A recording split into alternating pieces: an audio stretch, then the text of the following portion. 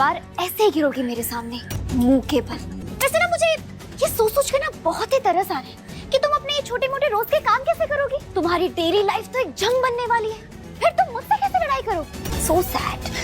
उदारिया में आलिया की चाल जो है ना वो कामयाब हो गई है। किस तरीके से हमने देखा था कि वो ड्रॉप में आसमा के मिला देती है कुछ केमिकल और उसकी आंखें खराब हो जाती हैं और जैसी वो ड्रॉप डालती है तो वो चिल्लाने लगती है और फिर यहाँ पर जो अरमान है उसको हॉस्पिटल लेके जाता है। डॉक्टर बोलता है कि भाई ऐसा तो कुछ नहीं दिया था मैंने, तो बहुत अच्छी दवाई दी थी और इस दवाई से तो और उसकी आंखें अच्छी होनी चाहिए थी क्योंकि उससे थोड़ा धुंधला दिख रहा था लेकिन धीरे धीरे उसे साफ दिखाई देने लगता और हो सकता है कि इस जो ड्रॉप है इसके संग किसी ने छेड़छाड़ की हो। अब यहाँ पर एकम जो है ना, एकम बोलता है कि मैं अब तय तक जाऊंगा कि किसने छेड़छाड़ की है और कौन है घर में यहाँ पर जो कर सकता है इस तरह काम। और फिर हम देख रहे हैं आलिया जो है वो भड़का भी रही है एकम को।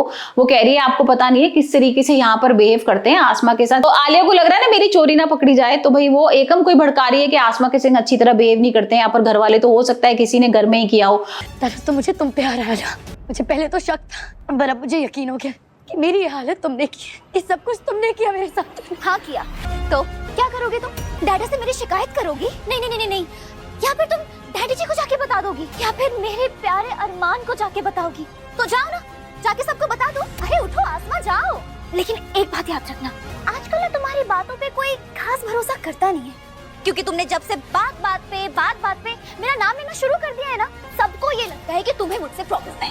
और फिर हम देख रहे हैं अरमान जो है वो जाता है कमरे में और ड्रॉप ढूंढने की कोशिश करता है, लेकिन उससे पहले आलिया जो है वो ड्रॉप बदल देती है और फिर वो डॉक्टर के पास आता है। डॉक्टर बोलता है कि नहीं ऐसा तो कुछ नहीं हुआ है लेकिन आप इसका ध्यान रखिए। और यहाँ पर भाई आसमा को बिल्कुल दिखना बंद हो गया है और वो अंधी हो गई है और जो अरमान है वो उसको सांत्वना दे रहा है कि नहीं तुम चिंता मत करो, मैं दिल्ली जाऊंगा, यहाँ जाऊंगा, वहां जाऊंगा, तुम्हारी आंखें वापस ला के रहूंगा। और जो आलिया है ना वो बहुत खुश हो रही है क्योंकि उसका तो पूरा प्लान पूरा हो गया है। और यहाँ पर फिर चलेगी गंदी चाल। यहाँ पर हम देखेंगे कि जैसे ही अरमान आता है उसको रूम में और उससे गुस्सा करता है कि तुम मुझे पता है तू ही कर रही है, तो वो एकदम अचानक से बेड पे गिर जाती है और अरमान को अपने ऊपर गिरा देती है। और जिसके बाद ये वाला सीन जो होता है ये राजा देख लेता है और राजा के दिमाग में ना कुछ उल्टा सीधा चलने लगता है और आलिया भी इसका फायदा उठाती है। आलिया बोलती है अरे तुम कुछ मत बोलो राजा, ये वो और कुछ नहीं था, ऐसा कुछ नहीं कह रहा था। मतलब वो इस बात को ना बढ़ावा इतना देती है कि राजा के दिमाग में कुछ लगता है ऐसा कि नहीं कुछ तो गड़बड़ है। वो हॉकी लेके जाता है और अरमान के ऊपर अटैक कर देता है और उसको हॉकी से मारता है। और जो आसमा है वो देख रही होती है क्योंकि आसमा को समझ में तो आ जाता है कि ये आलिया की करतूत है और अरमान को भी समझ में आ गया कि आलिया की करतूत है।